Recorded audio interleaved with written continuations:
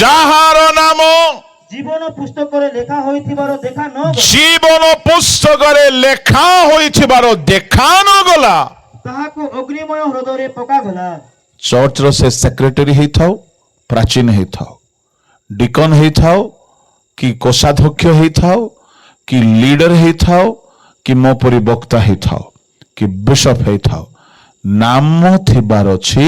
ଆଉ ନାମ ତାହାର ଥିବ ଜୀବନ ପୁସ୍ତକରେ, ଯିଏ ପରିବର୍ତ୍ତନ ହେଇଛି ନମ୍ବର 1, ଆଉ ନମ୍ବର 2 ସେ ପରିବର୍ତ୍ତନ ଜୀବନକୁ ସବୁବେଳେ ଧରି ରଖିଛି।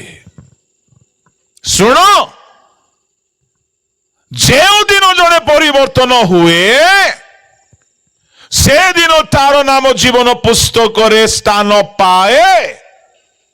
କିନ୍ତୁ ପରିବର୍ତ୍ତନ ହେଲା ପରେ ଯଦି ସେ ପାପ କରିବ ତାର ନାମ କଟାଯିବ।